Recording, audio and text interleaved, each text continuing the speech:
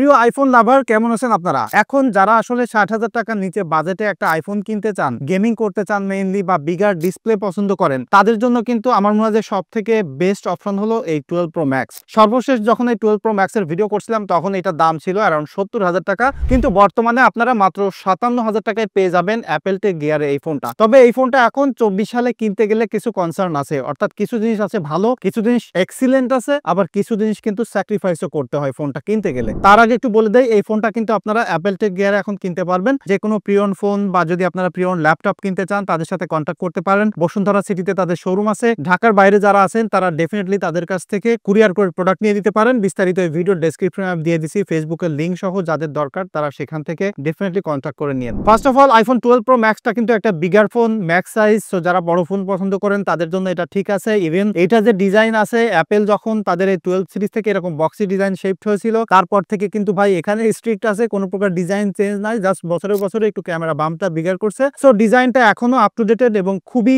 Premium build কোয়ালিটির phone এটা, because সামনে পিছনে কর্নিং মেড গ্লাস ব্যবহার করা হয়েছে, তবে সামনে কিন্তু আবার সিরামিক শিল্ডের প্রোটেকশন রয়েছে, আর ফ্রেমটা কিন্তু স্টেইনলেস স্টিলের ফ্রেম। সো এটা যে ডিজাইন আছে আর যে বিল্ড কোয়ালিটি আছে, এখনো এই ফোনটা ধরলে আপনি বুঝতে পারবেন যে অ্যাপেল কত প্রিমিয়াম প্রোডাক্ট বানায়। সো আরো কয়েক বছর একদম খুব ভালোভাবে এই ফোনটা ব্যবহার করতে পারবেন। এই 12 প্রো ম্যাক্সে কিন্তু 6.7 ইঞ্চির একটা বিগার ডিসপ্লে আছে, XDR OLED ডিসপ্লে। তবে এখানে 2025 সালে সব থেকে খারাপ যে জিনিস সেটা হচ্ছে যে ভাই এখানে হায়ার রিফ্রেশ রেট আপনি পাচ্ছেন না। তবে 13 প্রো ম্যাক্স থেকে তারা কিন্তু হায়ার রিফ্রেশ রেটের ডিসপ্লে দিয়েছিল, বাট সেখানে কিন্তু ভাই প্রচুর পরিমাণে ডিসপ্লের ইস্যু আছে। সেই দিক থেকে 12 প্রো ম্যাক্সটা কিন্তু এখনো সেফ জোনে আছে, এখানে ডিসপ্লের ইস্যুস নাই। ফ্ল্যাট ডিসপ্লে, ডিসপ্লের ব্রাইটনেস খুবই ভালো আছে, HDR10 সাপোর্ট করা, ডলবি ভিশন, যা যা দরকার, একদম প্রিমিয়াম সেগমেন্টের একটা ডিসপ্লে। এবং যে নচটা আছে উপরে সেখানে ফেস আইডি আছে, ফেস আইডি সম্পর্কে সবাই জানেন কম বেশি। এখানে যদি আমি টোটাল স্পেকটা একটু আপনাদেরকে বলে দিই, আমি জানি যে সবাই কম বেশি জানেন, তারপরে একটু রিক্যাপ দিয়ে দিই। এখানে কিন্তু ব্যবহার করা হয়েছে অ্যাপেলের A14 বায়োনিক চিপ, যেটা 5 ন্যানোমিটার একটা ফ্যাব্রিকেশন, যার সাথে 6GB র্যাম পেয়ার করতেছে এবং NVMe টাইপের স্টোরেজ রয়েছে। সো NVMe স্টোরেজ কিন্তু সুপার ফাস্ট, যে কারণে লম্বা সময় ধরে ব্যবহার করতে গেলে অ্যাপেলের প্রোডাক্টগুলো দেখবেন যে স্লো হয় না, হ্যাং করে না, অ্যাপস ওপেনিং ক্লোজিং অনেক ফাস্ট হয়ে থাকে। 6GB র্যামের অপটিমাইজেশনের কারণে এখনকার যেমন আপনি অ্যান্ড্রয়েডে 8GB 12GB র্যাম ইজিলি পেয়ে যান, সেটা আপনার এটাতে প্রয়োজন হবে না। এবং সব থেকে ভালো ব্যাপার অ্যাপেলের ডিভাইসে যেটা, সেটা হচ্ছে যে সফটওয়্যার সাপোর্ট। এই ফোনটা কিন্তু iOS 14 দিয়ে রিলিজ হয়েছিল, আর এখন কিন্তু iOS 18 চলতেছে, এবং আরো কমপক্ষে 2 বছর এটাতে আপনি মেজর OS আপগ্রেড পেয়ে যাবেন। সো 2027 সাল পর্যন্ত এটাতে আপনি সফটওয়্যার সাপোর্ট পাবেন, সেটা কিন্তু হিউজ একটা ব্যাপার। মেইনলি এই ফোনটা যারা আসলে কিনবেন বা যাদের জন্য আমি প্রায়োরিটি রাখতে বলবো, তারা হচ্ছে গেমিং এর জন্য, বিকজ এইটার পারফরমেন্সে যদি আমি আসি, নর্মালি কাজকর্ম করতে গেলে আমার মনে হয় যে এখন যদি আইফোন এক্সও কেউ কেনেন তাহলে সেটাতে আসলে স্লো হবে না। সো ডেফিনেটলি এই ফোনটা স্লো হওয়ার কোনো প্রশ্নই আসে না। বাট যারা আসলে হেভি গেমিং করতে চান তাদের জন্য এটা দুর্দান্ত একটা ফোন। আমি জেনশন ইম্প্যাক্ট খেলেছি, সব ধরনের ওপেন ওয়ার্ল্ড গেম সহ আপনি যে কোনো ধরনের হেভি গেমিং করেন, স্ট্রিমিং করেন, এটা ভেরি মাচ ক্যাপেবল। তবে এখানে সীমাবদ্ধতা বা লিমিটেশন যেটা, সেটা হচ্ছে যে ডিসপ্লে রিফ্রেশ রেট 60 fps, যে কারণে 60 fps এর বেশি আপনি ফ্রেম রেট পাচ্ছেন না। বাট অ্যাপেলের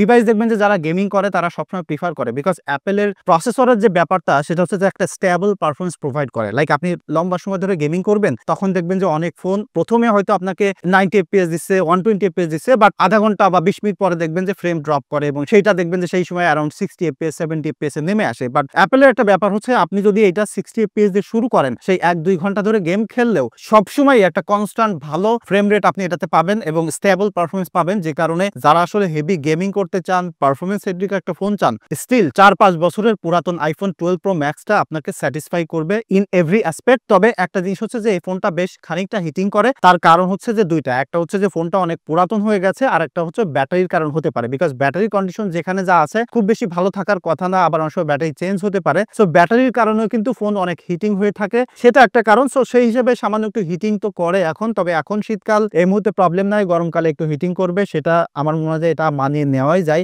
যারা আসলে এরকম বাজেটে একটা অ্যাপেলের ডিভাইস কিনতে চাচ্ছেন। আর যদি আপনি অ্যান্ড্রয়েডের কথা বলেন তাহলে সেটার সাথে এটা মিলানো যাবে না, এটা আসলে অন্য জিনিস ভাই। দ্বিতীয় যে কারণে এই ফোনটা আপনি এখন কিনতে পারেন সেটা হলো যে এটার ক্যামেরার এক্সপিরিয়েন্সের জন্য। এখানে পিছনে 3টা ক্যামেরা সেন্সর দেখতে পাচ্ছেন, সাথে একটা টাইম অফ ফ্লাইট সেন্সর আছে যেটা পোর্ট্রেট তুলতে গেলে কাজে দেয়, এবং এই 3টা সেন্সরই কিন্তু 12 মেগাপিক্সেল করে। আর এইটা আপনি ছবি তুলতে গেলে এখন কিন্তু নাইট মোডেরও সাপোর্ট পাচ্ছেন। সো নাইট মোডেও খুবই ভালো এক্সপিরিয়েন্স পাবেন। তবে একটা জিনিস হচ্ছে যে সবসময় নাইট মোড এটা কাজ করে না ঠিকঠাক মতো। কিছু কিছু সময় দেখবেন যে আপনার কাছে মনে হয় যে এখানে একটু নাইট মোড দরকার ছিল, বাট অ্যাপেল ওখানে আসলে নর্মাল মোডে ছবি তুলবে। সো সেই জিনিসটা আমার কাছে মনে হয় যে খুব বেশি ডিল ব্রেকার হবে না, বিকজ আপনি যদি এটাতে প্রপার লাইটে ছবি তোলেন, এক্সিলেন্ট একটা ডিটেইল পেয়ে যাবেন। অ্যাপেলের এই জিনিসটা আমি খুব সবসময় আসলে ভালো দেখছি। লাইক আপনি 3টা সেন্সর দিয়েছে, এখানে 3টা সেন্সরে একদম সিমিলার লেভেলের ডিটেইল এবং কালার টোন প্রোভাইড করবে, যেটা অন্যান্য ব্র্যান্ডের ফোনগুলোতে দেখা যায় যে আলট্রা ওয়াইডের ডিটেইলে মিস করতেছে, বাট মেইন সেন্সরটা ভালো। আবার মেইন সেন্সরটা ভালো হলে টেলিফটো লেন্সটা ভালো না। তবে সেই কনসিস্টেন্সি বা সিমলেস ব্যাপারটা কিন্তু অ্যাপল সবসময় মেইনটেইন করে, যে কারণে মোস্ট অফ দ্য কন্ডিশনে এটা আপনি খুব ভালোভাবে ডিটেইল পিকচার পেয়ে যাবেন। এবং এটা কিন্তু সর্বোচ্চ ডিজিটালি জুম করে আপনাকে 12x পর্যন্ত ছবি দিতে পারে, বাট 12x এ অতটা ভালো আসলে ডিটেইল প্রোভাইড করে না। 5-6x পর্যন্ত এটা ডিজিটালি খুব ভালোভাবে জুম করে ডিটেইল সব প্রোভাইড করতে পারে ছবি আপনাকে। তবে এই ফোনটা পোর্ট্রেটে আপনি মজা পাবেন, বিকজ যে টেলিফটো লেন্সটা রয়েছে সেটা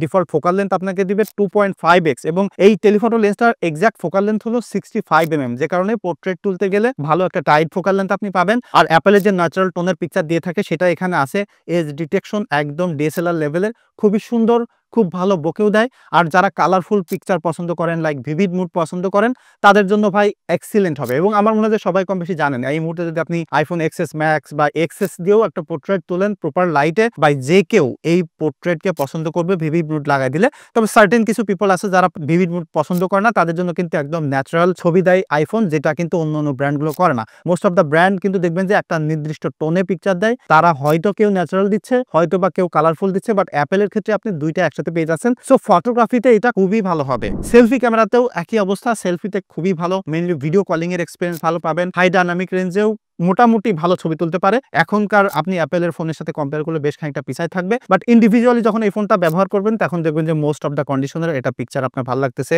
পোর্ট্রেট সেলফি বলেন, নর্মাল সেলফি বলেন, তবে রিসেন্ট যেসব আইফোন আছে সেগুলোতেও নাইট মুডে পোর্ট্রেট সেলফি তুলতে পারে না। সেই জিনিসটা খুব বেশি ডিল ব্রেকার না। আমি এর আগে অনেকবার বলছি যে অত কম লাইটে হয়তো আমরা রিয়েল লাইফ সিনারিওতে খুবই কম মানুষ আসলে ছবি তুলি। ভিডিও কোয়ালিটিতে এখানে কিছু স্যাক্রিফাইস আছে, তার মধ্যে প্রধান যেটা সেটা হচ্ছে যে এটাতে আপনি সিনেমাটিক মুডের ভিডিও পাবেন না। সো যারা কন্টেন্ট ক্রিয়েট করার জন্য ফোন কিনতে চান তাদের জন্য আমি বলবো যে 13 সিরিজে ফোনে যাইতে, সেখানে সিনেম্যাটিক ভিডিও পাবেন। আর যদি সিনেম্যাটিক ভিডিও আপনার টাইম লাইনে প্রয়োজন না হয় বা ওয়ার্কফ্লোতে না লাগে, তাহলে এটা খুবই ভালো, বিকজ এটা দিয়ে আপনি 4K 60fps পর্যন্ত ভিডিও করতে পারবেন এবং কন্টিনিউয়াসলি জুম করে 4K 30fps এর সব সেন্সর দিয়ে আপনি ভিডিও করতে পারবেন। লেন্স শিফটিং খুবই স্মুথ আছে, যেটা অ্যাপেলের ক্ষেত্রে সবসময় আমরা জানি, এবং প্রপার লাইট হইলে বা একদম প্রফেশনাল গ্রেডে ভিডিও পাবেন এটা দিয়ে। সেলফিতেও এটা কিন্তু 4K 60fps পর্যন্ত ভিডিও করতে পারে। সো ভিডিওর এক্সপিরিয়েন্স এক্সিলেন্ট হবে as we expect from Apple device.